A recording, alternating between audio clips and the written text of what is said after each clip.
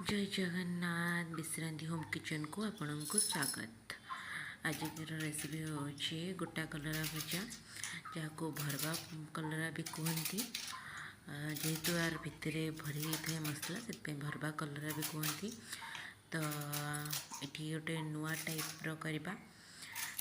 आम ओडिया घर तो आम समस्ते एमती गोटा कलरा करूँ माने बिना पिलिंग करिकी, किंतु ये मु पिलिंग करके नौ पिल कर दूची पूरा ता साइड गुड़ाक एमती दी साइड रू कट लगेदबा। तो जो बुंडी आ पछटा को काटिदबा तापर ताको मझीरू ता पेट को चिरदबा। ताको हत्या कला बेला जमी मर्डर कराऊँ तो बास एमती ता पेट को चिरदेवे। ता पेट भितर जो मंजी गुड़ाक ताको एमती हाथ पूरेकी हाथ हो बा चामच हो ताको पूरा सबुजाक से मंजी गुड़ाक काढ़ीदेवे। भितर ही आम स्टफिंग दबार अच्छे। तो से मंजी गुड़ा काढ़ीदेवे। ये जो पिलिंग कर रखिए ताको फिंगे या ही आग को यूज करवा। तादर किसी भी फिंगा हेनी, बस केवल ता आग पछ गुड़ाक ही फिंगा हम आ कि फिंगा हेनी आ सब यूज हम। एमती करदे सबुजाक सेमती सब कलरा को सेमती पूरा पिलिंग कर देकरी ताको आग आग भलसे आग धोई ने आग भलसे धोई देकी तापर करेंगे। तांती पूरा भल भाव पिलिंग करदे। पिलिंग करके रखिए। देखो सब पिल हो गला भल बड़ा देखा क्यूट क्यूट देखा ये सब गुड़ा हूँ मंडी मंजी गुड़ाक आ तो साइड गुड़ाक चोपा भाया जो साइड गुड़ा बाहर से गुड़ाक एगुड़ा यूज अच्छे आग को करवा। चलते पूरा वीडियो को देखो जानीपर केमती यूज होबे कौन करवा। मुझे सस्पेन नहीं जाइए सब कलरा को एबे सस्पेन को आम गैस रे बसईदबा। पानी दे दीची एक सागर पानी दे दी नहीं जाइली। एबे अल्प टिके लुण आउ टिके हलदी पकईदबा।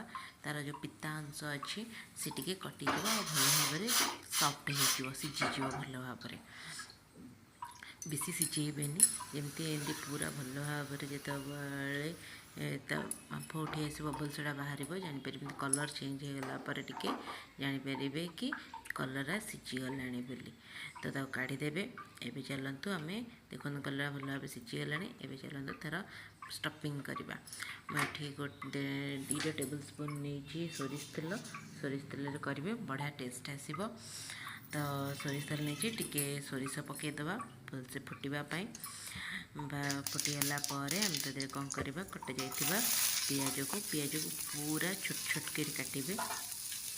तापर अल्प टिके रसुण को सेमती 8-10 गला रसुण को सेमती छोट छोट पूरा पीस करी काटिकी नहीं।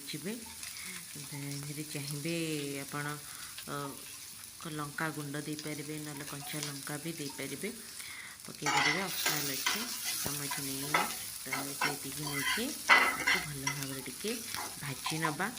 भाजी आसला से आपण चाहिए आलू को सिचेकी दे पारे ना बेसन को भाजिकी दे पारे।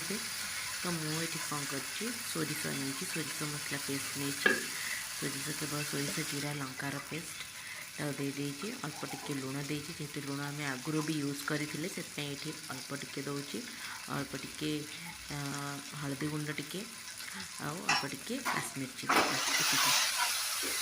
भल भाव मिक्स कर भाजी ने पूरा भाजी नेला जो काटी तार जो चोपा गुड़ाक ताको आनिकी ये पकईदेवे।